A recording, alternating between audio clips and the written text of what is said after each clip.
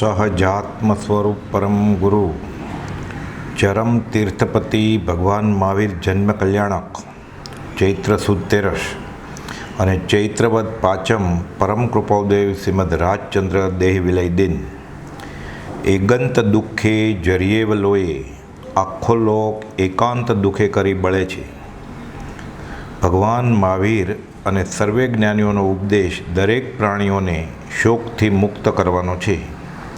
એક સમય માત્ર પણ સંસારનો ઉપદેશ નથી. પરમ કૃપાદેવ પ્રકાશે છે કે શાશ્વત સુખની પ્રાપ્તિ અર્થે સૂક્ષ્મ ઉપદેશક તરીકે સર્વાંશે મંગળમય બોધ કરવામાં ભગવાન મહાવીર પ્રથમ પદવીના ધણી છે. પૂર્વભવમાં સાથે વિચરેલા એ સુખદ સ્મૃતિને આધારે પરમ કૃપાદેવ કહે છે, મારી વતી વીરને નિશંક ગણજો, પણ વર્તમાના કાળમાં મોક્ષ માર્ગ બહુ લોપ અને ધર્મ કરતો સૌ જગ ફિરે, ધર્મ ન જાણે હો મર્મ જિનેશ્વર. પરમ કૃપાદેવ શ્રીમદ રાજચંદ્રે જન્મ જન્માંતરોની આરાધનાના ફળ રૂપે પરમાત્મા દશા હાંસલ કરી અને ધરબાઈ ગયેલ મોક્ષ માર્ગને ભાખ્યો અત્ર ગોપ્ય. તેઓ લખે છે, મૂળ માર્ગ સાંભળો જીનનો રે, નોય પૂજા આદિની કામના, માત્ર કહેવું પરમાર્થ હેતુથી રે, કોઈ પામે મુમુક્ષુ વાત. આ સત્સંગ વાંચન શિબિર દરમિયાન આપણે ભગવાન મહાવીરના જન્મ કલ્યાણકથી લઈને હવે હું બીજી માને રોડાવીશ નહીં એ મુજબ એક કરતાં વધુ સમયે અલગ અલગ સ્થળે અને જુદી જુદી વ્યક્તિઓને વધનાર એવા પરમ કૃપાદેવની દશા વિશે વાંચીએ, વિચારીએ અને છૂટવાનો મૂળ માર્ગ તેઓના બોધને આધારે સમજવા કોશિશ કરીએ. મનુષ્ય ભાવનું સાર્થકપણું જીવન જીવવાની કળામાં તો ઠીક, જીવતા મરાય તે શીખી જવામાં સમાયેલ છે. આ દશા હાંસલ કરવા પરમ કૃપાદેવના બોધને આધારે સમાધિ મરણની તૈયારી કરીએ. દેહાતીત દશાએ અશરીરી ભાવે પરમ કૃપાદેવે આખું જીવન ગાળ્યું. કારતક સુદ પૂનમથી ચૈત્રવદ પાંચમ સુધીની પરમ કૃપાદેવની આ દશા અભિન્ન બોધમય જ રહી. આ કાળમાં પણ પાત્ર મુમુક્ષુએ બોધ ઝીલ્યો અને આત્મકલ્યાણ સાર્થક કર્યું. હવે આપણે પણ ભૂતકાળની ભ્રમણમાં રાચી શાસ્ત્રોમાં ધર્મ શોધવાને બદલે જેનું સમગ્ર જીવન જ શાસ્ત્ર પ્રમાણે હતું તેવા શાસ્તા પુરુષના જીવનમાંથી પ્રેરણા લઈ આશ્રય ગ્રહણ કરી આત્મકલ્યાણ કરીએ. એ જ સર્વ શાસ્ત્રોનો અને સર્વ ધર્મનો સારનો સાર છે. પૂજ્ય બ્રહ્મચર્યજી બોધે છે, પ્રેમ પ્રમાણે પ્રભુ પ્રગટાવે, મોક્ષ તણી નહીં વાર. સહજાત્મ સ્વરૂપ પરમ ગુરુ. સહજાત્મ સ્વરૂપ પરમ ગુરુ. નહીં રાગને વળી દ્વેષનો લવલેશ આત્મ પ્રદેશમાં, પરમાત્મા સમજો ધર્મ મૂર્તિ દેહધારી વેશમાં. કળિકાળમાં ભવરોગ હરવા વૈદ્યમાનું આખરો, પ્રભુતુલ્ય મહાશય તત્વજ્ઞાની રાજચંદ્રમયા કરો. તે બાહ્યથી ગૃહવાસમાં પણ અંતરંગે મુનિવરો, પ્રભુતુલ્ય મહાશય તત્વજ્ઞાની રાજચંદ્રમયા કરો.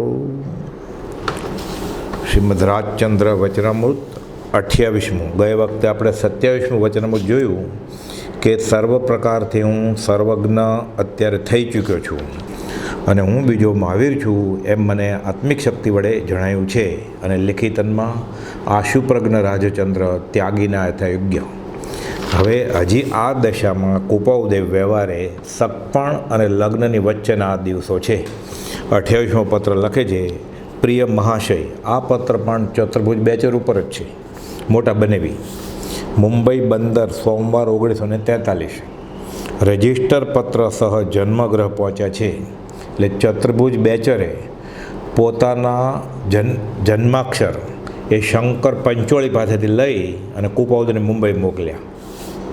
હજી મારા દર્શનને જગતમાં પ્રવર્તન કરવાને કેટલોક વખત છે. મારા દર્શનને એટલે મહાવીરે તેના સમયમાં મારો ધર્મ કેટલાક અંશે ચલાવ્યો હતો એટલે જે ભગવાન મહાવીરનો માર્ગ છે એ જ માર્ગ કૃપાળુનો માર્ગ છે. અને એ દર્શનને જગતમાં પ્રવર્તન કરવાને કેટલોક વખત છે હજી. મારું દર્શન એટલે કૃપાળુએ આગળ ખુલાસો કર્યો છે સબકભાઈને કે અમે એ વિતરાગના ખરેખરા અનુયાયી છીએ. તીર્થંકરના હૃદયની વાત જાણનાર અને તીર્થંકરના વચનનો આશય જાણનાર કૃપાળુદેવ છે. એટલે લખે છે કે હજી મારા દર્શનને જગતમાં પ્રવર્તન કરવાને કેટલોક વખત છે. એટલે મારું દર્શન અને ભગવાન મહાવીરનું દર્શન અલગ નથી, એક જ છે. મૂળ માર્ગ જે ભગવાન મહાવીરે, જે નિર્ગ્રંથ ભગવાને, જે વિતરાગ ભગવાને, જે અરહંત ભગવાને પ્રવર્તાવેલો એ જ માર્ગ ફેલાવો છે. હજી હું સંસારમાં તમારી ધારેલી કરતાં વધારે મુદત રહેવાનો છું. આગલે વખતે આપણે જોયેલું કે એક પ્રકારનો બધાને ભય હતો કે આટલા ઉત્કૃષ્ટ ત્યાગ અને વૈરાગને લઈને જો કૃપાળુદેવ સંસાર છોડી દેશે અને સગાઈ થઈ ગઈ છે, લગ્ન બાકી છે, તો સામેવાળાને જવાબ શું આપશું આપણે? એ કન્યાનું શું થાય? કન્યાના મા બાપને શું મોઢું બતાડશું? અને એ જમાનામાં તો આવા બધા વ્યવહારિક સંબંધોનું આટલું બધું મહાત્મ્ય. એટલે કહે છે કે હજી હું સંસારમાં તમારી ધારેલી કરતાં વધારે મુદત રહેવાનો છું. એટલે હમણાં ભાગી નહીં જાઓ જંગલમાં, એ બાબતમાં તમે બેફિકર રહેજો. પણ મૂળ જે ત્યાગ વૈરાગ છે, એટલે મૂળ ધ્યેય જિંદગીનો તો એ જ છે કે ભગવાન મહાવીરનો મૂળ માર્ગ ચોતરફ ફેલાવો છે. જિંદગી સંસારમાં કાઢવી અવશ્ય પડશે તો તેમ કરીશું.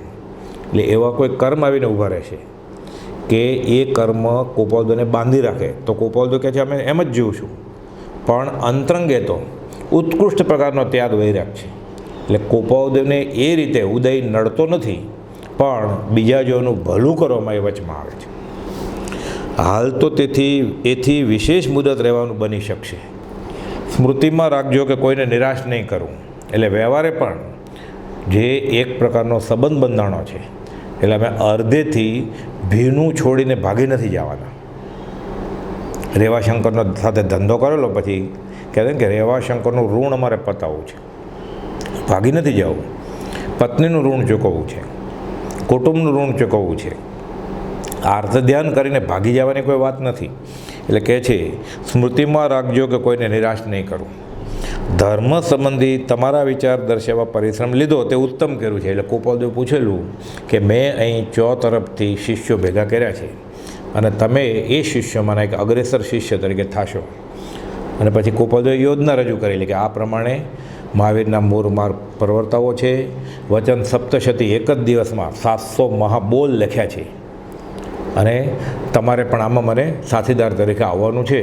એટલે કહે છે કે ધર્મ સંબંધી તમારા વિચાર દર્શાવવા પરિશ્રમ લીધો તે ઉત્તમ કર્યું છે. કોઈ પ્રકારથી અડચણ નહીં આવે કે મારે ખાલી આવા હોશિયાર ચુનંદા સૈનિકો, ચુનંદા શિષ્યો જોઈએ છે. એકવાર એ આવી ગયા, કેમ કે એકલે હાથે કેમ આખા દુનિયામાં પ્રવર્તન કરાય ધર્મનું. એટલે કોઈ પ્રકારથી અડચણ નહીં આવે. પંચમ કાળમાં પ્રવર્તન કરવામાં જે ચમત્કારો જોઈએ તે એકત્ર છે અને થતા જાય છે. એટલે જ્ઞાનમાં કોઈ ઉણપ નથી, પરિપૂર્ણ જ્ઞાન છે. ખાલી હવે વાતાવરણ, માળખું તૈયાર કરવાનું છે. જો એ થઈ જાય અને ચુનંદા શિષ્યો મળી જાય કે જે કયા પ્રમાણે બધું સંભાળી શકે તો જ્ઞાન તો છે જ, ચમત્કારો છે. પંચમ કાળમાં પ્રવર્તન કરવામાં જે ચમત્કારો જોઈએ, એટલે ક્ષયોપશમ છે, યાદશક્તિ છે, આગમનો અભ્યાસ છે, પરમ શ્રુત દશા છે અને પૂર્ણ વિતરાગ જેવો બોધ સહેજે સ્મરણમાં આવે છે. અને સામાન્ય રીતે ઉપદેશક જેમ જેમ આગળ વધે, શ્રેણી ચડતા જાય, એમ એની વાણી એક અતિશયવાળી હોય છે.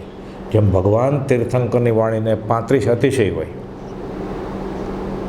એમ એ વાણીથી સામેવાળા જીવને એમનેમ જ અસર થાય.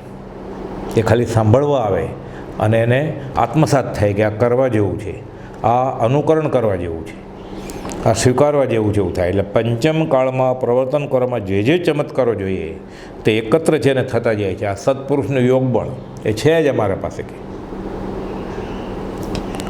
હમણાં એ સઘળા વિચારો કેવળ પવનથી પણ ગુપ્ત રાખજો, પણ કોઈને કહેવાની જરૂર નથી. કે અમારો મૂળ પ્લાન તો શું છે? ધર્મ પ્રવર્તન કરવું. એ કે હવે લગ્ન કરશું ને પછી આ ધંધો કરશું, કે અહીંયા જગ્યા લેશું, કે મુંબઈ રહેવા વયા જશું, કે ધંધાનો વિકાસ કરશું એ નહીં. અહીંયા કહે છે કે હમણાં એ સઘળા વિચારો કેવળ પવનથી પણ ગુપ્ત રાખજો. અને ચમત્કાર તો ઘણા બધાએ રૂબરૂમાં અલગ અલગ સ્થળે અલગ અલગ દિવસોએ અલગ અલગ વ્યક્તિઓ સાથે અનુભવેલા જોયા છે. સામેવાળો પૂછવા આવ્યો હોય, વગર પૂછે કુપાલદેવ એના મનનું સમાધાન કરતા શંકર. એ સંતોષથી પછી જાતા હવે કાંઈ પૂછવું છે તો હવે શું પૂછે. એટલે આવા બધા ચમત્કાર તો હતા જ. બીજાના મનની વાત જાણવી અને પરમ સ્રોત પૂછે એનો જવાબ લખ્યું ને આશુ પ્રજ્ઞ રાજચંદ્ર. પછી ચોપડો લઈને ખોલવો ન પડે એના જવાબ, પ્રશ્નનો જવાબ આપવા માટે. હમણાં એ સઘળા વિચારો કેવળ પવનથી પણ ગુપ્ત રાખજો. એ કૃત્ય સૃષ્ટિ પર વિજય પામવાનું જ છે. એટલે કૃપાદેવને અંદરથી રણકાર છે. યથા હેતુ જે ચિત્તનો સત્ય ધર્મનો ઉદ્ધાર રે થશે અવશ્ય આ દેહથી, એમ થયો નિર્ધાર રે. ધન્ય રે દિવસ આહો. એમાં લખ્યું છે એ કૃત્ય સૃષ્ટિ પર વિજય પામવાનું જ છે, આ થશે જ. જો તરફ અમે વિતરાગના માર્ગનો જય જયકાર કરવાના છીએ. તમારા ગ્રહને માટે તેમજ દર્શન સાધના કે મારે ધર્મની કઈ ક્રિયા કરવી, અધ્યાત્મમાં આગળ કેમ વધવું. એટલે કુપાલદેવ સામાન્ય નિત્ય નિયમ આપે છે ને કે તમારી દર્શન સાધના ધર્મ ઇત્યાદિ સંબંધી વિચારો સમાગમે દર્શાવીશ. કે સામાન્ય રીતે હમણાં સદાચારમાં નિત્ય નિયમમાં રહ્યો, પછી રૂબરૂ મળશું ત્યારે હું તમને દર્શન સાધના વિશે વિશેષ બધું બોધ આપીશ. હું થોડા વખતમાં સંસારી થવા ત્યાં આવવાનો છું. હવે આ પત્ર મુંબઈથી લખ્યો છે અને થોડા દિવસમાં તો મહાસુદ 12ના દિવસે તો 47માં કુપાલદેવ ગૃહસ્થમાં પ્રવેશ પામશે. એટલે થોડા વખતમાં લગ્ન લેવાઈ ગયા છે. રાવજી બાપા ઉતાવળ કરે છે કે જલ્દી આવો, મુંબઈ છોડીને આવી ગયા. કુપાલદેવ પૈસાની ગોઠવણમાં હતા, હમણાં આવશે અહીંયા. તો કે હું થોડા વખતમાં આવું જ છું, હવે સંસારી થવા ત્યાં આવવાનો છું. પૂર્વકર્મના ધક્કે જ્ઞાનીને પણ સંસાર માંડવો પડે. વાત બધી વિતરાગ ધર્મના પ્રવર્તન જ કરે છે, પણ કે મારે સંસારી થવા ત્યાં હું આવવું પડશે. મારે તમને આગળથી મારા ભણીનું આમંત્રણ છે કે તમે આવજો. પછી કંકોત્રી તો મોકલશું, પણ આગોતરા આમંત્રણ આપી દીધું. વધારે લખવાની રૂઢી આદત નહીં હોવાથી પત્રિકા ક્ષેમ કુશળ અને શુક્લ પ્રેમ ચાય પૂર્ણ કરું છું. વ્યવહારની વાત લખવી જ નથી. પછી તો ચતુર્ભુજ બેચરને ખાસ રસ નહોતો, એટલે આગળ ઉપર તો કુપાલદેવ લખે છે કે વ્યવહારિક આવા બધા સંબંધો, સંસારી સંબંધો અનંતવાર થયા છે. તો જે વાટે પ્રીતિ જ નથી જરાય, એ વધારીને શું કામ છે. હવે અહીંયા લખે છે કે વધારે લખવાની રૂઢી આદત નહીં, આગળ બધું જ લખી નાખ્યું કે પોતાના ભવિષ્ય જીવનમાં શું યોજના છે, મૂળ માર્ગ ફેલાવવાની પોતાની કઈ દશા છે, અને ચતુર્ભુજ બેચર પાસેથી પણ કુપાલદેવ શું ઈચ્છે છે એ બધું જ લખી નાખ્યું કે તમે ગુપ્ત રાખજો હમણાં.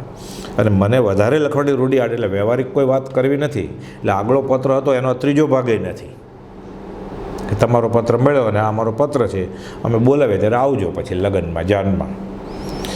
પત્રિકા ક્ષેમ કુશલ અને શુક્લ પ્રેમ ચાહી પૂર્ણ કરું છું. એટલે આપણને આમ વ્યવહારિક ઢબનો આ પત્ર લાગે, પણ અંદર લખ્યું છે કે પંચમ કાળમાં પ્રવર્તન કરવામાં જે ચમત્કારો જોઈએ તે એકત્ર છે અને થતા જાય છે.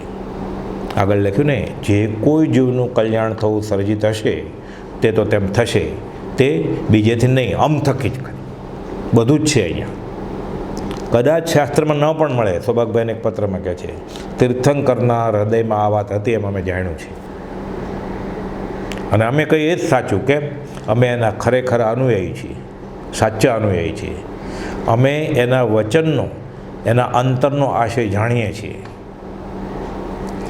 હવે 30મા પત્રમાં જે લગ્નની આજુબાજુને પછી તો હવે આવી જવાનું છે દેશમાં મુંબઈથી. એટલે કહે છે કે લગ્ન સંબંધિત તેઓએ મિતિ નિશ્ચિત કરી રાખી છે. આ પત્ર પણ ચતુર્ભુજ બેચર ઉપર જ છે કે રાવજી બાપાએ અને રેવાશંકરબેન બધા મળીને તારીખ વાર લગ્ન લઈ લીધા કે આ તારીખે. લક્ષ્મી પર પ્રીતિ નહીં છતાં કોઈ પરાર્થિક કામમાં તે બહુ ઉપયોગી થઈ પડે. રાવજી બાપા ખાસ કંઈ કામ કરતા નથી. કુપાલદેવને બહેનોને પરણાવવાની છે. મનસુખભાઈ હજી નાના છે, પોતે ધંધામાં હજી શરૂ નથી કર્યો, એવો ધંધો શરૂ કરવાના છે થોડા વખતમાં. એટલે કહે છે લક્ષ્મી પર પ્રીતિ નહીં છતાં કોઈ પણ પરાર્થિક કામમાં તે બહુ ઉપયોગી થઈ પડે. પણ જાનઈ આવ્યા હોય ને જમાડવાના ખર્ચો તો લગ્નનો થાય જ ને. રાવજી બાપાએ કદાચ લીધા પણ હોય કોઈની પાસેથી તો પાછા તો આપવા પડે કુપાલદેવને જ. એટલે કહે છે કે તે સંબંધી સત્સગવડમાં હતો. સદાચારપૂર્વક નીતિપૂર્વક હું કમાવાની તૈયારીમાં હતો, પણ આ લોકો ઉતાવળ કરે છે, રેવજી બાપા વગેરે. એટલે કહે છે એવો ભણીનું એક મમત્વપણું તોરા કરાવે છે. અને પછી એક વાત લખે છે ગહન કે કુપોદય માત્ર ઉદય પ્રયોગે જ હતા. લક્ષ્મી, અધિકાર, કુટુંબ, પરિવાર વધે એમાં કુપોદયને જરાય રસ નથી. એટલે શું કહે છે કે તોય વાંધો નથી, પરાર્થ કરતા વખતે લક્ષ્મી અંધાપો, બહેરાપણું અને મૂંગાપણું આપી દે છે, જેથી તેની દરકાર નથી. કે એ લોકો બોલાવે છે તો કામ અધૂરું છોડી દીધું. મોટો નફો થવાનો હતો, કમાણી થવાની હતી. રવજી બાપે ઉતાવળ કરી તો કે તોય વાંધો નથી. કેમ કે કદાચ વધારે પૈસા કમાય તોય શું, અને વખતે લક્ષ્મી અંધાપો, કોઈની સામે જોવે જ નહીં, પછી બહેરાપણું, કોઈનું સાંભળે જ નહીં, મૂંગાપણું, કોઈક આવે 2 પૈસા લખાવવા પડશે, કંઈ બોલે જ નહીં, કરે ખાલી. એટલે તેની દરકાર નથી. કે મુખ્ય તો આ પત્રમાં કુપોદય પાછી પોતાની દશાની વાત કરે છે.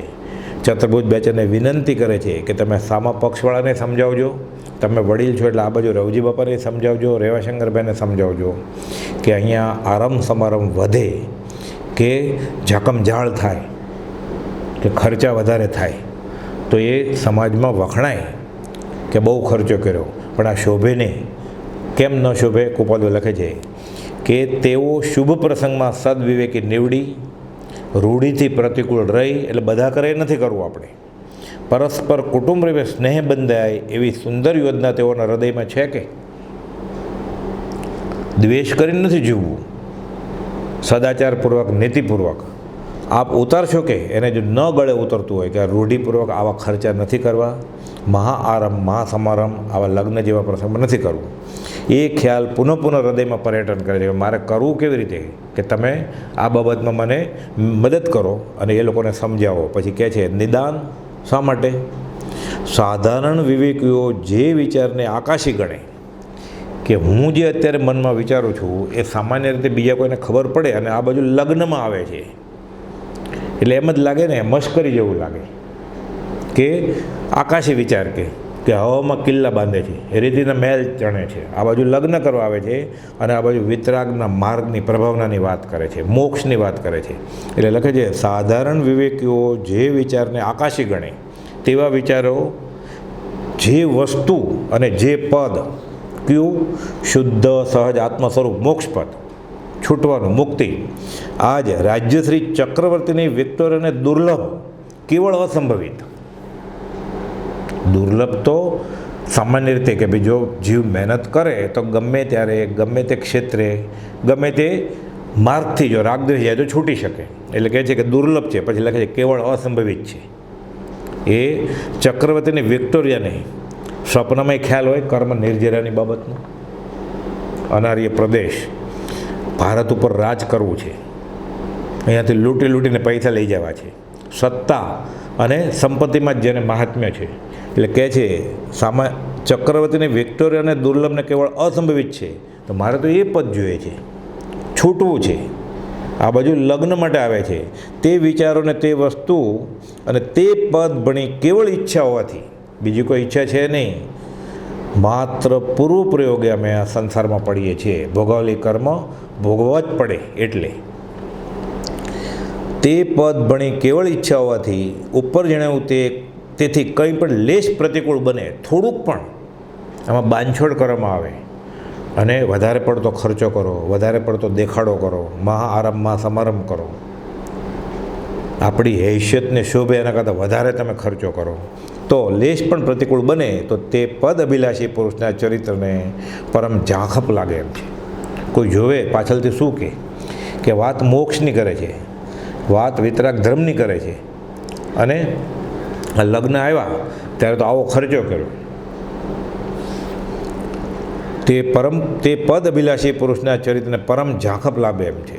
આ સગળા હવાઈ લાગતા વિચારો અત્યારે આ હવાના કિલ્લા લાગે, જે કુપોદયને ઓળખતા જ ન હોય અને એમ સમજે કે મુંબઈ ગયા છે, ત્યાં અવધાન બતાવ્યા, હવે મુંબઈ ધંધો કરવાના છે અને અહીંયા પરણવા માટે આવે છે, તો એને સાથે મોક્ષની આવી તાલાવેલી હશે પોતા માટે અને જગતના જીવોનું કલ્યાણ કરવાનું, કે આ તો જગતનો ઉદ્ધાર કરવાની બધી યોજના કરે છે, એ સપનામાં આવે.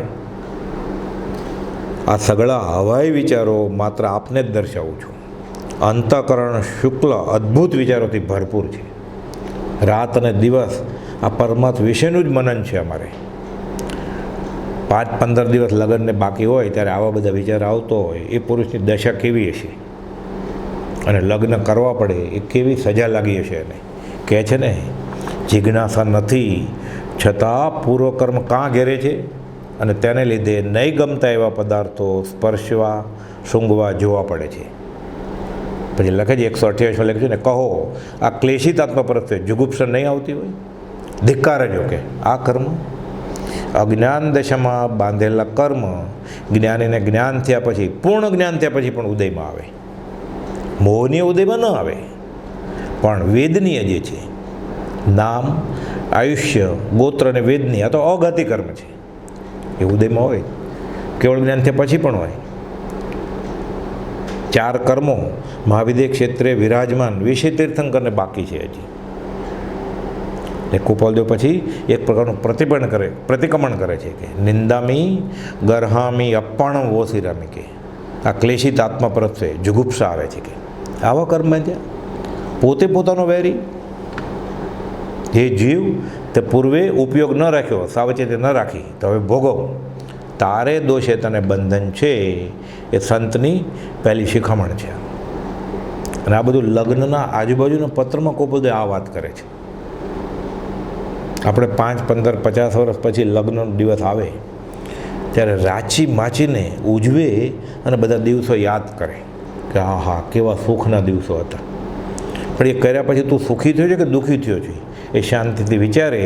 એનો વિચાર વિવેકપૂર્વક શાંત ભાવે કરે તો ખબર પડે કે હું શું કરું છું. આ દેખાદેખીથી જે કરતા હોય કર્યા કરવું, એને લીધે પોતાના ખ્યાલ લીધે અને હજી 5 ઇન્દ્રિયના વિષયો અને કશાયો કાબૂમાં નથી આવ્યા, આ પ્રમાણે વર્તન કરે છે. કુપાલદેવ લગ્નના આજુબાજુના પત્રમાં આ બધું લખે છે. કોઈને એમ કહે કે આ લગ્નની તિથિ છે અને એને 1 મહિનાની અંદર 2 મહિનાની અંદર લખેલા આ પત્રો છે, ખોટું જ લાગે ને કે આ પત્ર એને લખ્યા જ નથી.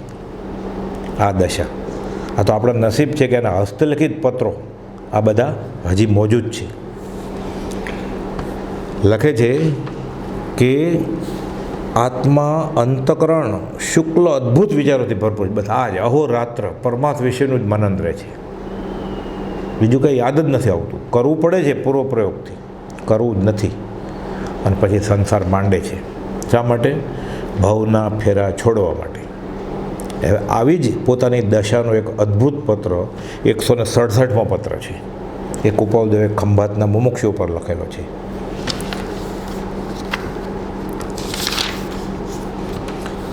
પાના નંબર 246, વચનામૃત 167, મુંબઈ કારતક સુદ 12 રવિ 1947. આ લગ્ન પછીનો પત્ર છે, સંવંત 1947નો. ઓમ સત ઉપર લખ્યું પંચ પરમેષ્ઠીને યાદ કર્યા. બ્રહ્મા વિષ્ણુ મહેશ પંચ પરમેષ્ઠ. એક અક્ષરમાં આખું જગતનું પદાર્થ વિજ્ઞાન. ઉપરનેવા ધુવેવા વિગન્નેવા. સત છે ને છે, હતું અને હતું, હશે ને હશે. સત.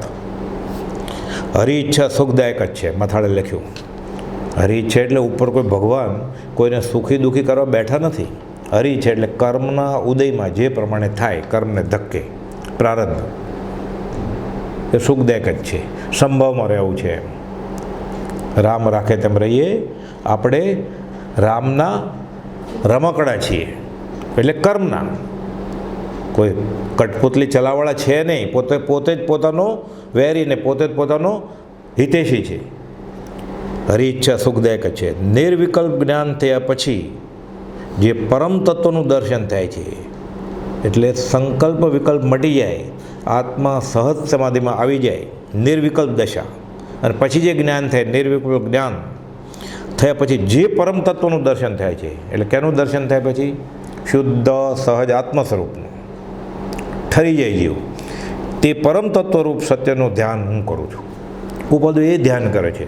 એટલે કુપાલદેવને નિર્વિકલ્પ જ્ઞાન થઈ ગયું છે. પછીનું જે પરમ તત્વ છે એટલે શુદ્ધ આત્મા એ દેખાય છે, એટલે અનુભવાય છે. આ ચામડાની આંખથી જોવાની વાત નથી. અને લખે છે તે પરમ તત્વરૂપ સત્યનું ધ્યાન કરું છું. એમાં ને એમાં હું રહું છું. એટલે જ્ઞાન, દર્શન ને ચારિત્રની એકતાની વાત આવી. 843માં તો લખ્યું લિખિત નિર્વિકલ્પ. 329માં લખ્યું અવિકલ્પ સમાધિનું ધ્યાન ક્ષણવાર પણ મળતું નથી. અવ્યાભાસ સ્થિરતા છે. 412માં લખે છેલ્લે અત્ર આત્માકારતા છે. કેમ? રુચિ માત્ર સમાધાન પામી ગઈ છે, કાંઈ જોતું જ નથી. એટલે નિર્વિકલ્પ જ્ઞાન થયા પછી જે પરમ તત્વનું દર્શન થાય છે તે પરમ તત્વરૂપ સત્યનું ધ્યાન કરું છું. કઈ દશા છે કુપોલદેવની? આ 1947 સમકિત શુદ્ધ પ્રકાશુ રે ધન્ય રે દિવસ આહો. ત્રિભુવનનું પત્તું અને અંબાલાલનું પત્ર પહોંચેલ છે. એટલે ખંભાતના ત્રિભુવન માણેકચંદ અને અંબાલાલભાઈ બંનેની ટપાલ મળી છે એમ. હવે કુપોલદેવ આ પત્રમાં અંબાલાલભાઈને અને ત્રિભુવનભાઈને કહે છે કે તમે ધર્મજના અંબારામ પાસે જાઓ. આજે 27મો અને 28મો પત્ર આપણે જોયો ચતુર્ભુજ બેચર ઉપરનો. એ શા માટે કુપોલદેવે લખેલું? કે તમે મારા શિષ્યોમાં અગ્રેસરપણું ભોગવશો. એટલે કુપોલદેવ આ ચુનંદા શિષ્યોની શોધમાં હતા. હવે અહીંયા પણ જે ધર્મજના અંબારામ હતા, અંબાલાલ એ ખંભાતના અંબાલાલભાઈ અને અંબારામ એ જૈન ધર્મી નહીં, કબીરપંથના. પૂર્વમાં કુપોલદેવને એમની સાથે વિચારવું થયેલું, એ આગળ વાત આવશે હમણાં. અને આ ભવે પણ એનો ત્યાગ વેરા ઘણો ઊંચો, અમુક એવી ચમત્કારિક શક્તિઓ પણ પ્રગટેલી. એટલે કુપોલદેવને મનમાં એવા ભાવ કે જો આ પણ આપણા માર્ગમાં આવી જાય શિષ્ય તરીકે, તો આ બધા શિષ્યોની મદદથી ચોતરફ વિતરાગના માર્ગનો જય જયકાર થાય. એટલે વ્યવસ્થિત રીતે આમાં અંબાલાલભાઈને સમજાવે કે ત્યાં જવું તમારે અને પછી શું કહેવું, કઈ વાત કરવી. એટલે લખે છે ધર્મજય સત્સમાગમ કરવામાં અનુમતિ છે, પણ તે સમાગમ માટે તમારા 3 સિવાય કોઈ ન જાણે એમ જો થઈ શકે તેમ હોય તો પ્રવૃત્તિ કરશો, નહીં તો નહીં.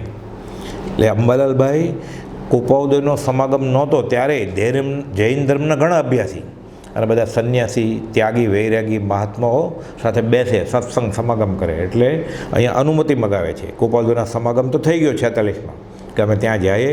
એ જૈન નથી, કબીરપંથી છે. એટલે કુપોલદેવ કહે જાઓ, અનુમતિ છે. પણ આ વાત પ્રગટ પણ જાય કે અમે ત્યાં કબીરપંથીના સમાગમે જાય તો શું થાય?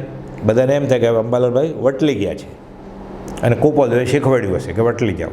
એટલે કહે છે કે તમારા 3 સિવાય આ વાત કોઈ જાણે નહીં. કોણ 3?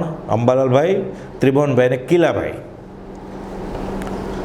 3 ખંભાતના મુમુક્ષુ. કિલાભાઈ ગુલાબચંદ. કોઈ ન જાણે એમ જો થઈ શકે તેમ હોય તો પ્રવૃત્તિ કરશો, નહીં તો નહીં. એ સમાગમ માટે જો પ્રગટતામાં આવશો તો તમે અમારી ઈચ્છા અનુસાર નથી કર્યું. એટલે બીજું કંઈ કામ લઈને જવાનું કે ભાઈ અમારે ધર્મ જ કામ છે, બોરસદ કંઈ કામ છે ધંધાનું, પછી ત્યાંથી ત્યાં જાઓ એ રીતે. એટલે બધાને એમ થાય ધંધે ગયા છે, કબીરપંથીનો સમાગમ કરવા નથી ગયા. એટલે કોઈને વિક્ષેપ ન આવે. ધર્મ જ જવાનો પ્રસંગ લઈને જો ખંભાતથી નીકળશો તો સંભવ રહે છે કે તે વાત પ્રગટમાં આવશે. બધાને ખબર પડી જાય કે 3 જણા શા માટે ગયા છે? કબીરપંથીનો સંગ કરવા માટે. અને તમે કબીર આદિ સંપ્રદાયમાં વર્તો છો એમ લોક ચર્ચા થશે. અર્થાત તે કબીર સંપ્રદાય તમે નથી થતા સરશો. તમે કાંઈ કબીરપંથી નથી થઈ ગયા, લોકો તમને આંગળી ચીંધશે. માટે કોઈ બીજો પ્રસંગ લઈને નીકળવું અને વચ્ચે ધર્મ જ મેળાપ કરતા આવું કે ધંધાકીય કામ હોય, વ્યવહારિક કામ હોય, એ નિમિત્તે જવું બોરસદ ધર્મ જ, અને પછી અહીંયા મળતા આવું. ત્યાં પણ તમારા વિશે ધર્મકુળ વગેરે સંબંધી વધારે ઓળખાણ પાડવું નહીં. હવે ધર્મજના અંબારાઓ કબીરપંથી, ત્યાં બીજા પણ આવતા હોય ને ઓળખાણ પાડે એટલે ખબર પડી જાય કે ખંભાતના અંબાલાલભાઈ જે છે અને ત્રિભુવનભાઈ કુપોલદેવ સાથે મુંબઈના ઝવેરી સાથે સમાગમ કરે છે અને હવે બધા કબીરપંથી થઈ જાય છે. એટલે બધાને વટલાવી નાખવા માટે કે જીવ મૂળ માર્ગ પામતા અટકી જાય અને આવી બધી વિકથા શરૂ થાય અને જ્ઞાનીની આશાત્મનું કારણ થાય. એટલે કહે છે કે ત્યાં તમારે જાઓ, સમાગમ કરો, પણ તમારા વિશે ધર્મકુળ એ વગેરે સંબંધી વધારે ઓળખાણ પાડવું નહીં. સામાન્ય વાત કરવી કે અમે આવી રીતે સત્સંગ સમાગમ બધે કરીએ છીએ અને ખંભાતથી આવ્યા છીએ, તેમનાથી પૂર્ણ પ્રેમે સમાગમ કરવો, ભિન્ન ભાવથી નહીં. એટલે છળ કપટથી નથી જવાનું. ખરેખર સમાગમ કરવા જેવા જ છે ધર્મજના અંબારામ. માયાભાવથી નહીં પણ સ્નેહભાવથી કરવો. મલાતત સંબંધી હાલ સમાગમ કરવાનું પ્રયોજન નથી. એટલે મલાતત પણ ચરોતરનું ગામ છે, બાજુમાં જ હતું. ત્યાં છોટમ મલાતતના, એટલે એ બી સમાગમ સત્સંગ માટે બધા ભેગા થાય, એટલે કે હમણાં તમે ત્યાં નહીં જાઓ તો ચાલશે. ખંભાતથી ધર્મજ વિદાય થવા પહેલાં ધર્મજ એક પત્ર લખો ધર્મજ અંબારામને કે અમે ફલાણી તારીખે 3 જણા આવશું, તમારા સત્સંગનો લાભ લેવો છે એમ. જેમાં વિનય સમેત લખવું કે કોઈ જ્ઞાનાવતાર પુરુષની ઈચ્છા આપનો સત્સંગ કરવા માટે અમને મળી છે. હવે આ પત્રમાં કુપાવદેવે જ્ઞાનાવતાર પોતાની બાબત અંગે 14 વાર લખેલું છે. સાથે એમ પણ લખી નાખ્યું છે કે પોતે વ્યવહારમાં બેઠા જતા વિતરાગ છે અને મુક્તાત્મા છે. પ્રભુશ્રીજીને તો કહેલું જ ઈડર ક્ષેત્રે 55 5મે દિવસે કે આ બેઠા છે સિદ્ધ અને આ સિદ્ધ શિલા. અહીંયા પણ આ પત્રમાં પણ લખેલું છે કે મુક્તાત્મા છે. એટલે અંબાલાલભાઈને, ત્રિભુવનભાઈને, કિલાભાઈ ગુલાબચંદને અને બીજા મુમુક્ષુઓને તો ખબર પડી જ જાય કે કુપાલદેવ કોણ છે. સાથે ધર્મજના અંબારામને પણ આમ કહેજો.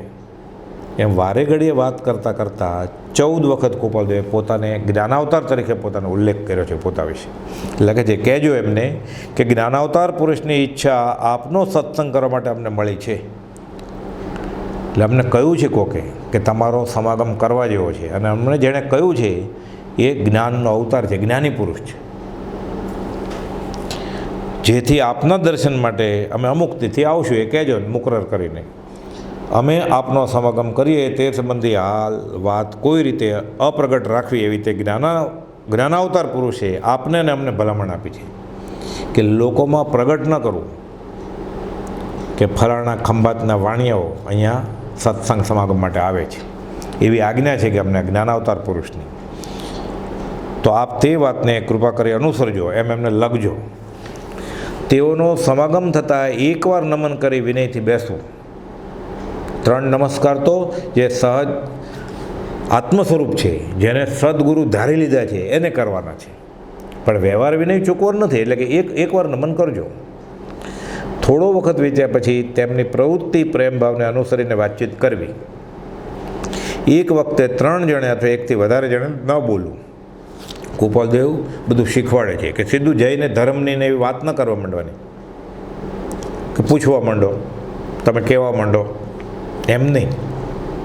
તેલ જુઓ, તેલની ધાર જુઓ, અને પછી થોડો વખત વીત્યા પછી તેમની પ્રવૃત્તિ અને પ્રેમ ભાવને કે સત્સંગ સમાગમ માટે રસ બતાવે છે કે નહીં. સામેવાળાને રસ જ ન હોય તો એક વખતે 3 જણે અથવા 1થી વધારે જણે ન બોલવું. પ્રથમ એમ કહેવું કે આપે અમારા સંબંધમાં નિસંદેહ દ્રષ્ટિ રાખવી કે અમે આત્માર્થ સિવાય સત્સમાગમના હેતુ સિવાય બીજા કોઈ કારણે અહીં આવ્યા નથી, એ ખુલાસો કરી દેજો. આપને દર્શને અમે આવ્યા છીએ તે કોઈ પણ જાતના બીજા કારણથી નહીં, પણ માત્ર સત્સંગની ઈચ્છાથી.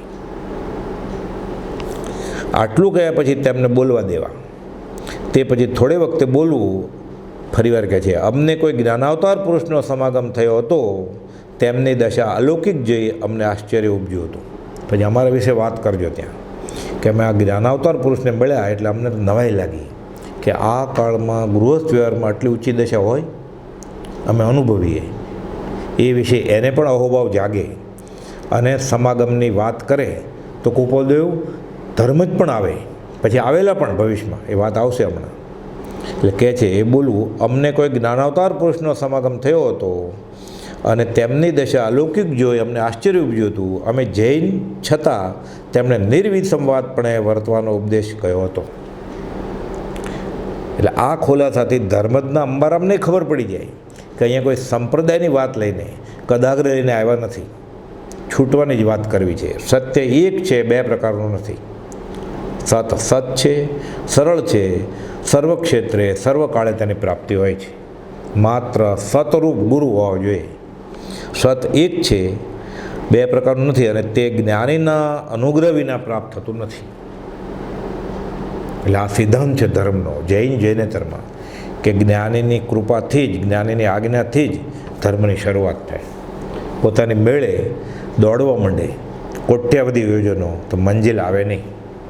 કે હું લાઇબ્રેરીમાં જઈને વાંચી લઈશ, હું મંદિરમાં જઈને અમુક ક્રિયા કરી લઈશ, તીર્થયાત્રાએ ફરીશ, એમ ધર્મ થાય નહીં. એકાંતે નિષેધ નથી તીર્થયાત્રાનો, કેમ કે આવા તીર્થ સ્થળોએ ફરતા ફરતા ક્યારેક સત્પુરુષનો જોગ પણ થઈ જાય.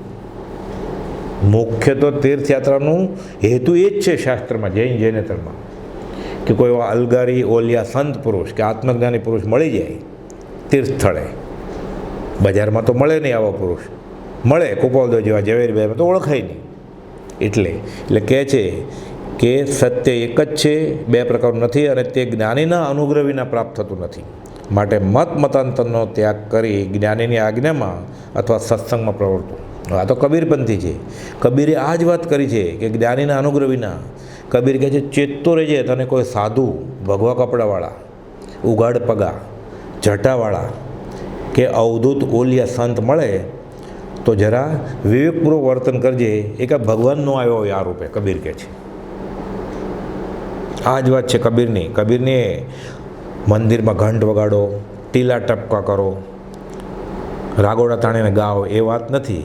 પછી આગળ એ કહે છે કે આ ભગવાનનું રૂપ હશે એ તું એની સાથે બેસીશ તો તને સમજાશે. એટલે ભૂલ નહીં કરી બેસતો. કઈ ભૂલ? સદગુરુ સંત સ્વરૂપ તું જ, એ દ્રઢતા કરી દેજે, આમાં ભૂલ ન થાય. કે આ જ વાત કબીરે કરી છે.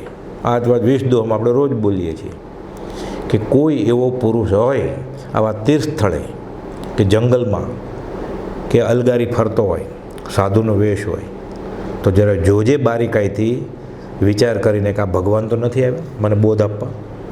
કે છે જ્ઞાનીના અનુગ્રહ વિના તે પ્રાપ્ત થતું નથી. એટલે આકાશી ભગવાન આકાશમાંથી બોધ આપવાના નથી. એનું મૂળ રૂપ છે એ તો નિરંજન નિરાકાર છે. તો પૃથ્વી પર બોધ આપવા આવે નહીં, એ આવે તો આ ઓળખે કેવી રીતે અરૂપી વસ્તુને? અત્યારે કોઈ જો મોક્ષે જાય, આપણી બાજુમાં જ બેઠો હોય અથવા અહીંયાથી આ રસ્તે જતો હોય ને આપણે હોય તો આપણે કેવી રીતે દેખાય? તો અરૂપી છે. એટલે આકાશી ભગવાનનું રૂપ છે નહીં, એની વ્યાખ્યામાં જ અરૂપી છે, નિરંજન નિરાકાર અગમ અગોચર.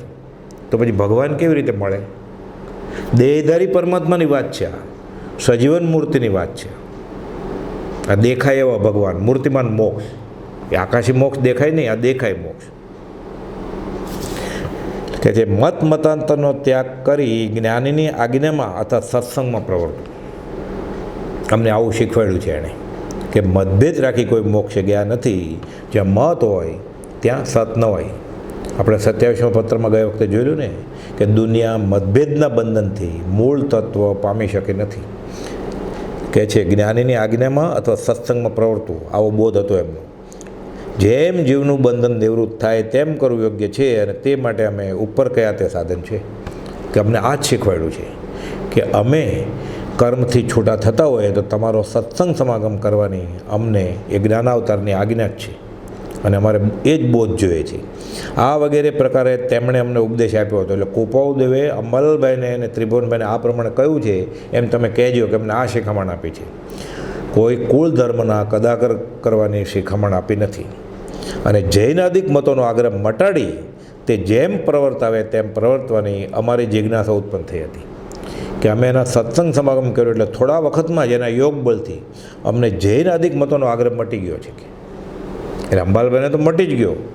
હજી ત્રિભુવનભાઈને કે કિલાભાઈ ગુલાબચંદને હોય કે ખંભાતના મુમુક્ષુને હોય તો એણે આમાંથી શીખી લેવાનું કે આ જ કહે છે કે જૈનાદિક મતોનો આગ્રહ મટાડી તે જેમ પ્રવર્તાવે તેમ પ્રવર્તવાની અમારી જિજ્ઞાસા ઉત્પન્ન થઈ હતી. આપણને કુપાલદેવના વચનામૃત મળ્યા હજાર, પછી આપણને જિજ્ઞાસા ઉત્પન્ન થઈ છે કે હવે કઈ જિજ્ઞાસા? જૈનાદિ મતોનો આગ્રહ મટાડી દે અને તે જેમ પ્રવર્તાવે તેમ પ્રવર્તવાની અમારી જિજ્ઞાસા ઉત્પન્ન થઈ હતી. આપણને આ જિજ્ઞાસા ઉત્પન્ન થાય તો કુપાલદેવના વચનો આપણને અસર કરે છે, સાબિત થાય. છોડી મત દર્શન તણો આગ્રહ તેમ વિકલ્પ, કયો માર્ગ આ સાથ છે જન્મ તે નાલ્પ. એણે જે કહ્યો છે એ માર્ગ, એ વિતરાગનો માર્ગ. કેમ? એણે લખીને આપ્યું છે કે મૂળ માર્ગ સાંભળો જીનનો. એટલે અંબાલભાઈને તો કદાગ્રહ મટી જ ગયો હતો, પ્રભુસિંહ મટી જ ગયો હતો, સૌભાગભાઈને મટી જ ગયો હતો, જેઠાભાઈ બધું છોડી દીધેલું. સંપ્રદાય પહેલાં તો સ્વામિનારાયણમાં હતા, એ તો છોડ્યું. પછી જૈનનું સ્થાનકવાસીનું છોડી દીધું. પછી કુપાલદેવ જ જૈનાદિક મતોનો આગ્રહ મટાડી તે જેમ પ્રવર્તાવ તેમ પ્રવર્તવાની અમારી જિજ્ઞાસા ઉત્પન્ન થઈ હતી, અને હજુ પણ એમ જ વર્તે છે કે સત્યનો જ માત્ર આગ્રહ રાખો. સમ્યક એકાંત, કે સત છૂટવું છે. મતને વિશે મધ્યસ્થ રહેવું. મત હોય ત્યાં સત ન હોય, એટલે મતાંતર આવે તે મધ્યસ્થ રહેવાનું, અને ખરેખર આત્મસાત થઈ જાય મૂળ માર્ગ. પછી મધ્યસ્થને બદલે વચમાને બદલે તટસ્થ કિનારે, રસ જ નહીં લેવાનો. અપરિચય, અનભ્યાસ. પ્રભુજીએ કીધું ઘણું કરીને મતાંતરવાળા સાથે ઉઠવું બેસવું જ નહીં, જવું જ નહીં. આપણે ક્યાં ઉપદેશક થવું છે? આપણે ક્યાં દુનિયાને સુધારવી છે? એ જ્ઞાનીને એવું યોગબળ હોય, એ યોગ્ય સમયે યોગ્ય જીવને બોધ આપે. આપણે કેમ ઓળખીએ કે આ ઝીલ છે કે નહીં? એટલે જૈનાદિક મતોનો આગ્રહ મટાડી તે જેમ પ્રવર્તા તેમ પ્રવર્તવાની અમારી જિજ્ઞાસા ઉત્પન્ન થઈ, અને હજુ પણ એમ જ છે. સત્યનો જ માત્ર આગ્રહ રાખવો, મતને વિશે મધ્યસ્થ રહેવું, તેવો હાલ વિદ્યમાન છે. યુવાવસ્થાના પહેલા ભાગમાં છે. હજી 23મું વર્ષ ચાલે છે. યુવાવસ્થાના પહેલા ભાગમાં છે. અપ્રગટપણે પ્રવર્તવાની હાલ તેમની ઈચ્છા છે. હજી એ વ્યવહારમાં છે, એટલે ઉપદેશક તરીકે બહાર પ્રકાશમાં આવ્યા નથી હજી. પણ અમને એનો સમાગમ ગાઢ થયો છે, અને અમને ઓળખાણે થયું છે કે સત્યના આગ્રહી છે, સંપ્રદાયના નહીં. નિસંદેહ સ્વરૂપ જ્ઞાન અવતાર છે. એમાં તો કોઈ શંકા જ નથી કે જ્ઞાનનો અવતાર છે. વ્યવહારમાં બેઠા છતાં વિતરાગ છે. મુનિ, અમારા મને વિતરાગમાં ભેદ ગણશો નહીં. ભીમનાથ, અમદાવાદની જગ્યાએ, અને વઢવાણ ક્ષેત્રે ખંભાતના લલ્લુભાઈને અને નગીનભાઈને પર્યુષણ પછી છૂટા પડતા હતા ત્યારે કહેલું. ફરક છે, પેરણનો ફરક છે કે ત્યારે તો કોપોલદો લંબાણમાં ખુલાસો કરે છે, ફરી સમાગમ થાય કે ન થાય, મળીએ કે ન મળીએ, પણ એટલું તો દ્રઢ રાખજો કે અમારામાં ને મહાવીર દેવમાં ફરક નથી, ફરક માત્ર પેરણનો છે. આ ત્રીજી વાર આવ્યું કે વ્યવહારમાં બેઠા જતાં વિતરાગ છે. એક જગ્યાએ લખેલું, હવે વિતરાગતા સિવાય અમારે કોઈ બીજું વેદન નથી. એ કૃપાળુનો સમાગમ થયા પછી અમને નિરાગ્રહપણું વિશેષ કરીને રહે છે. કૃપાળુને મળ્યા પછી હવે અમને આગ્રહ નથી રહેતો કે આમ કરીએ તો જ, આ સંપ્રદાય હોય તો જ ધર્મ, આ ગચ્છમાં માનતા હોય તો જ ધર્મ. મતાંતર સંબંધી વિવાદ હવે ઉગતો જ નથી. અમે એમાં રસ જ નથી લેતા કંઈ. નિષ્કપટ ભાવે સત્ય આરાધવું એ જ દ્રઢ જિજ્ઞાસા છે. જ્યાં ત્યાંથી રાગદ્વેષ રહિત થવું એ જ ધર્મ છે.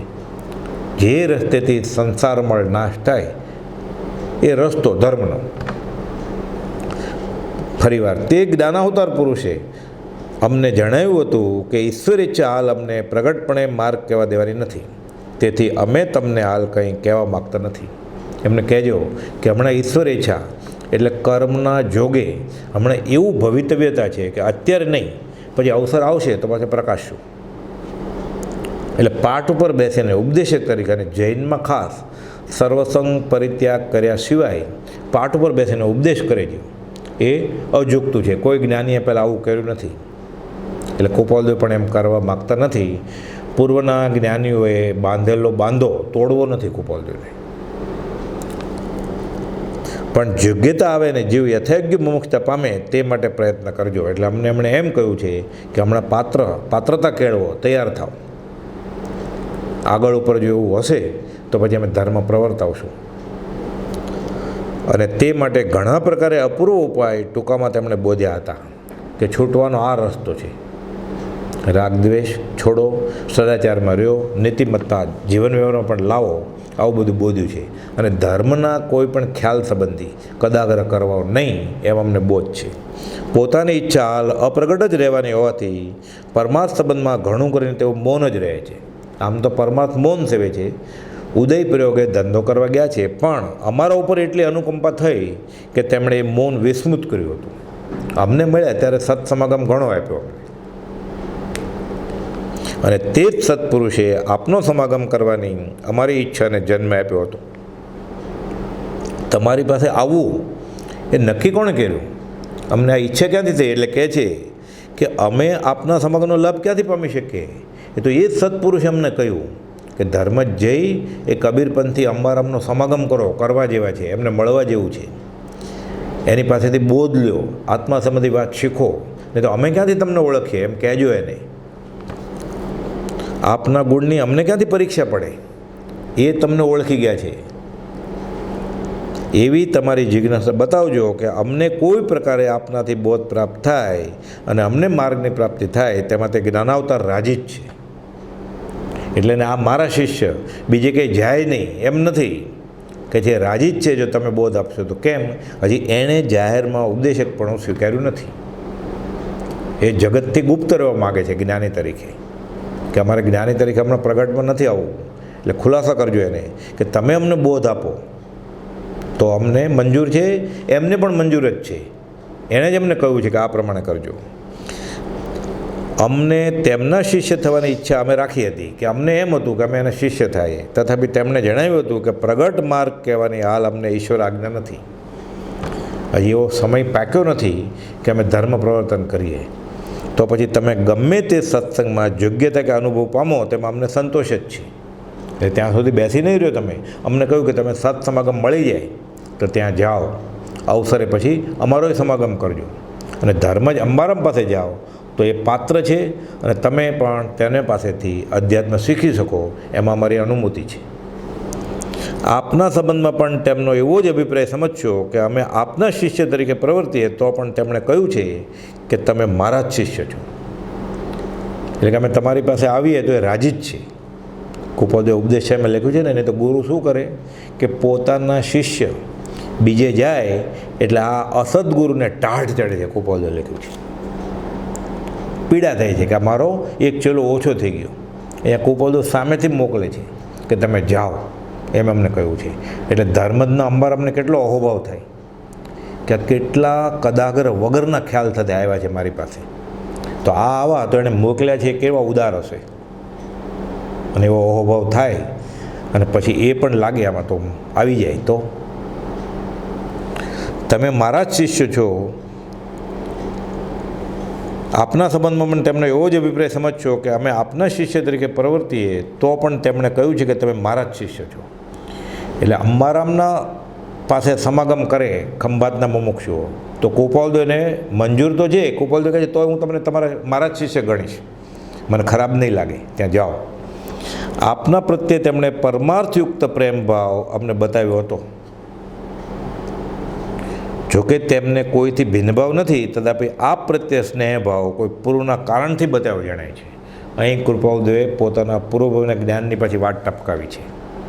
212માં જેમ આવે છે એમ કે મુમુક લીંબડીના વૈજનાથ એમ કહે છે કે પૂર્વ તરફ તેમનું વિચારું થયું હતું આગલા ભાવમાં, તો એણે મૃષા કહ્યું નથી.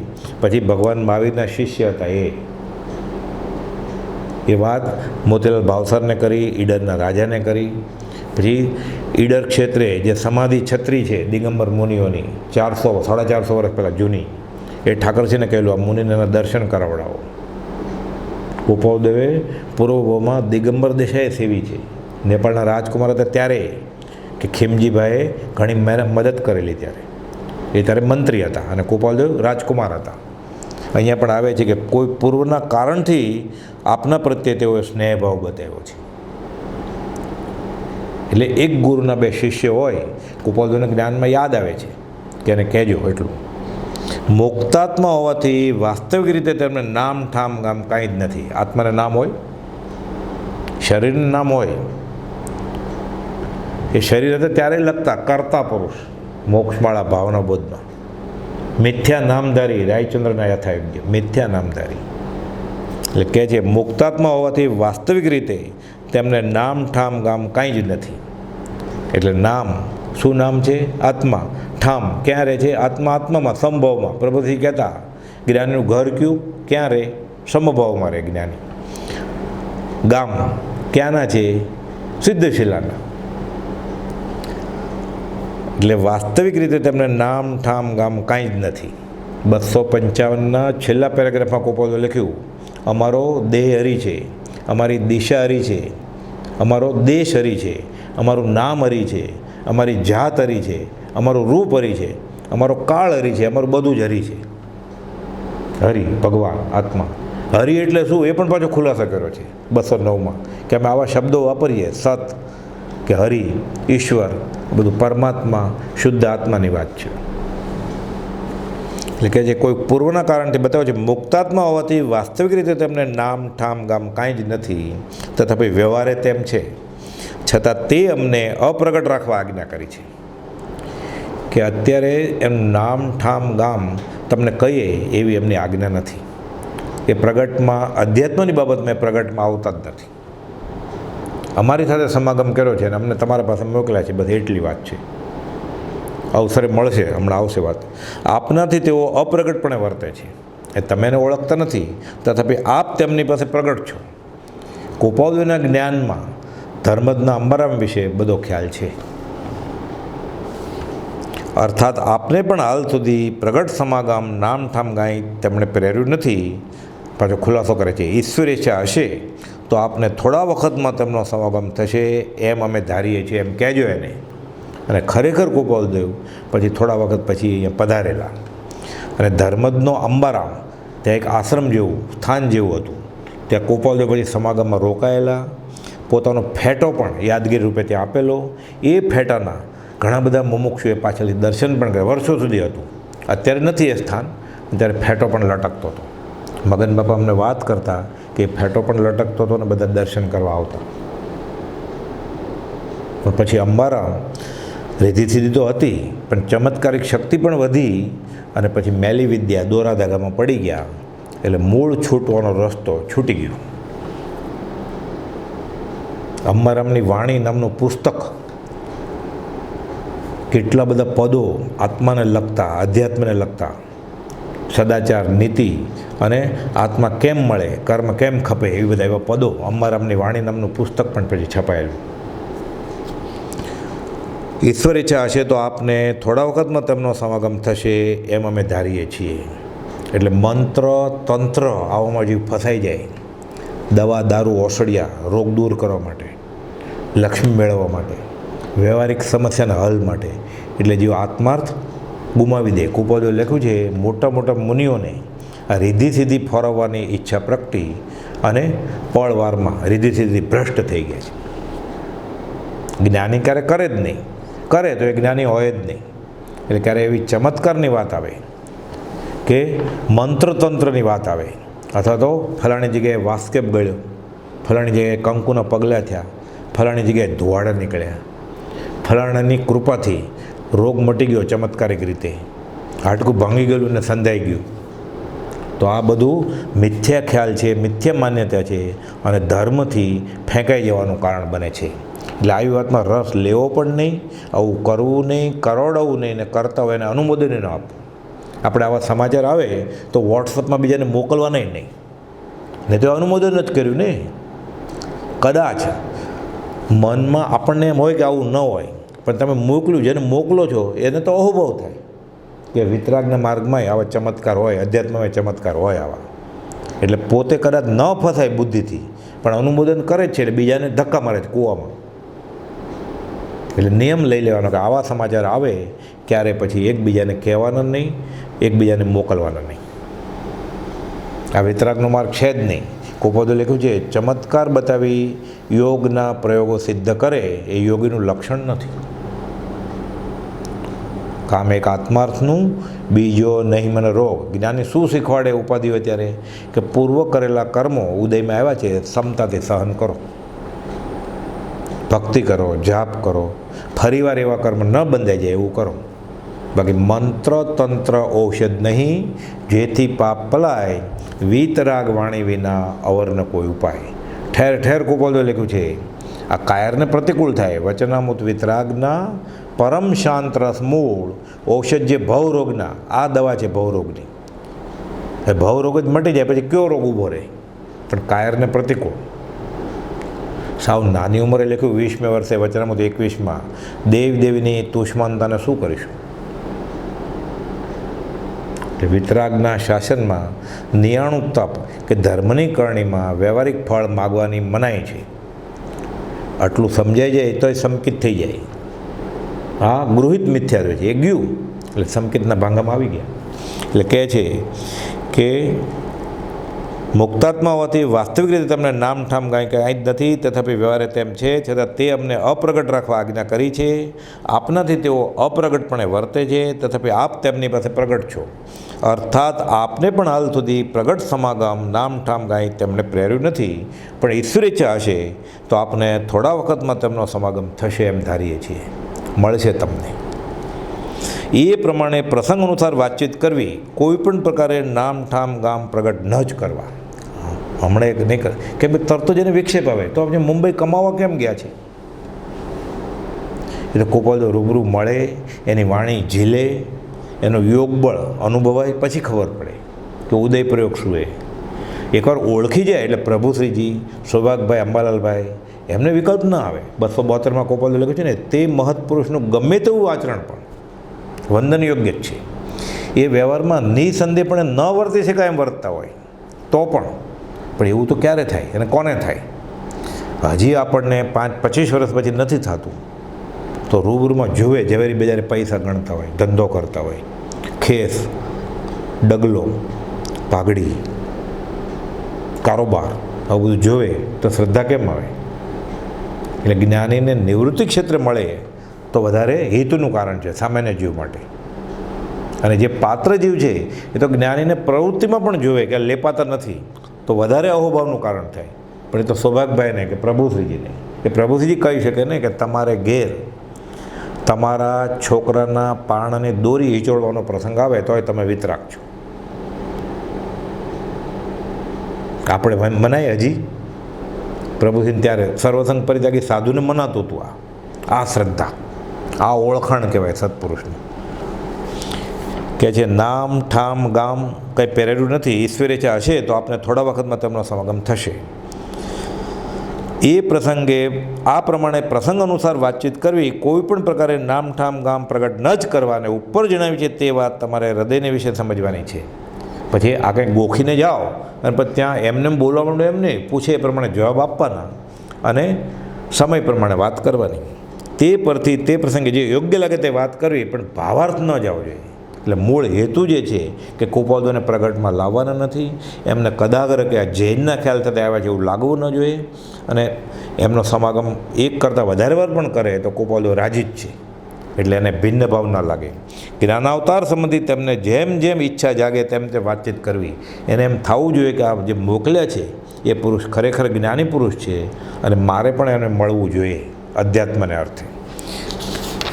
જ્ઞાનાવતારનો સમાગમ ઈચ્છે તેવા પ્રકારથી વાતચીત કરવી, એટલે એને એવી ઈચ્છા જાગવી જોઈએ કે આ પુરુષ કોણ છે કે કોઈ કદાગ્રહ નથી, કોઈ આગ્રહ નથી, પોતાના ચેલાને અમારી આગળ મોકલી દે છે, કોઈ સંપ્રદાયનો આગ્રહ નથી, પોતાનું નામે કે પોતે બહુ જ્ઞાની છે, નામ ઠામ ગામ પ્રેરતા નથી. આમ પાછા જ્ઞાનાવતાર છે, પાછા વિતરાક છે, વ્યવહારમાં મુક્તાત્મા છે.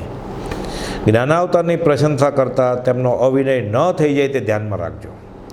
એટલે કુપોદોની બહુ વાત કરે અને એનું અપમાન થઈ જાય એમ નહીં, પણ સાથે આપણા માટે ખાસ તેમ જ્ઞાનાવતારની અનન્ય ભક્તિ પણ લક્ષ્યમાં રાખજો. અનન્ય, બીજે નહીં એવી. કુપોદોએ અર્થ આપ્યો છે 212માં અનન્ય એટલે કે બીજી એવી એક પણ ભક્તિ ન હોય. પર પ્રેમ પ્રવાહ બડે પ્રભુ છે. જ્ઞાનાવતારની અનન્ય ભક્તિ પણ લક્ષ્યમાં રાખજો. જ્યાં જવું હોય ત્યાં જાજો, જે કરવું એ કરજો, પણ સૌથી માથે કોણ? પ્રથમ નમો ગુરુ રાજને, જેણે આપ્યું જ્ઞાન. જ્ઞાનાવતારની અનન્ય ભક્તિ પણ લક્ષ્યમાં રાખજો. હવે આટલું લંબાણમાં ખુલાસા સાથે ભલે આ ધર્મજના અંબારામને બોધવાનું હતું, કહેવાનું હતું, પણ અંબાલાલભાઈ ભૂલ કરે પછી. એટલે કુપોદો અંબાલાલભાઈને ન કહી શકે એમ કે અમારી અનન્ય ભક્તિ કરજો, પણ આમ અંબારામને કહેવાનું હોય તો તેજીને ટકોરા સમજી જાય ને અંબાલાલભાઈ. એટલે કહે છે જ્ઞાનાવતારની અનન્ય ભક્તિ પણ લક્ષ્યમાં રાખજો. આ જ વાત ગીતામાં આવે છે. અર્જુન પૂછે છે શ્રી કૃષ્ણને કે ભગવાન કેવી રીતે મળે, કે મારે શરણે આવો તો તારા હું બધા કર્મ હણી લો, તો કે તમને તમારું શરણું મળે કેવી રીતે? એટલે શ્રી કૃષ્ણ મહારાજા અર્જુનને કહે છે કે હે પાર્થ એટલે અર્જુન, પુરુષ સ પર પાર્થ ભક્ત્યા લભ્યતે અનન્યા. તું અનન્ય ભક્તિ કર તો તને સહજ આત્મ સ્વરૂપ પુરુષ હું મળી જાઉં. આત્મા મળી જાય, સત્પુરુષ મળી જાય એટલે ઓળખાઈ જાય. જ્ઞાનાવતારની અનન્ય ભક્તિ પણ લક્ષ્યમાં રાખજો. મન મળ્યાનો જોગ લાગે ત્યારે જણાવજો કે તેમના શિષ્ય એવા જે અમે આપના શિષ્ય જ છીએ, કે અમે તમારા જ શિષ્ય છીએ, એનો આ જ બોધ છે. અમને કોઈ રીતે માર્ગ પ્રાપ્તિ થાય તેમ કહો, એ વગેરે વાતચીત કરજો. તેમ અમે કયા શાસ્ત્રો વાંચીએ અને શું શ્રદ્ધા રાખીએ, કેમ પ્રવર્તીએ તે યોગ્ય લાગે તો જણાવો. એમને કહેજો કે અમારે વાંચવું શું, અમારે આત્મજ્ઞાન જોઈએ છે, અમારે છૂટવું છે સંસારથી, અમારે સંપ્રદાય ગાઢ નથી કરવો. એટલે પૂછજો, ભિન્ન ભાવ કૃપા કરીને અમારા પ્રત્યે આપનો ન હોય એને વિનંતી કરજો હાથ જોડીને કે અમને આત્માનો માર્ગ બતાવો, છૂટવાનો માર્ગ બતાવો, અમારે શું વાંચવું એ બોધ કરો. અને તમે અમને અન્ય ધર્મી કે કોઈ કુલ ધર્મના ખ્યાલવાળા માનતા નહીં. તેમનો સિદ્ધાંતનો ભાગ પૂછજો કે કબીરપંથીનો સિદ્ધાંત શું છે, એ વગેરે જાણી લેવાનો પ્રસંગ બને તો પણ તેમને જણાવજો કે અમે જે જ્ઞાનાવતાર પુરુષ જણાવ્યા છે તેઓ અને આપ અમારે મન એક જ છે.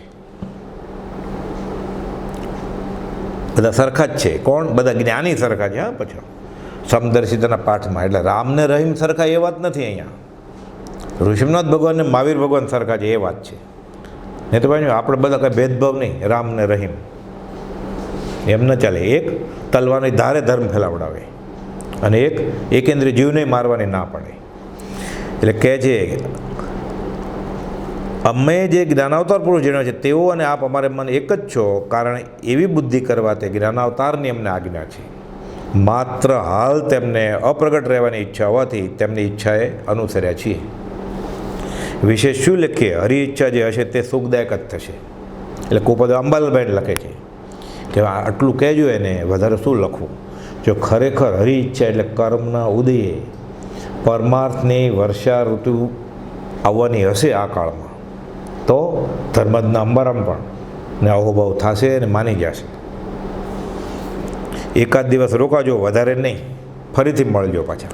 નહીં તો પહેલી જ વખત જાય ને ધામા નાખે, આઠે દ્વારકા કરે એટલે સામેવાળાને બોજા જેવું થાય. પહેલે દિવસે પરોણો, બીજે દિવસે સહી, ત્રીજે દિવસે રે એની અક્કલ ગઈ. એટલે માન ન માન, મેં તારા મહેમાન, એવું નહીં. પહેલાં સમાગમ અર્થે જાઓ, એના ઉપર બોજો ન થાવ, એને જરા અહોભાવ જાગવા દો અને ખરેખર સત્સમાગમ થાય એવું લાગે એને ને તમને ફરીવાર પાછા મળજો. મળવાની હા જણાવજો કે એમ ફરીવાર ન આવે કે એને એમ નહીં, એને પણ અહોભાવ થાય કે આ ફરીવાર આવશે જ, એવા ભાવ સાથે છૂટા પડજો.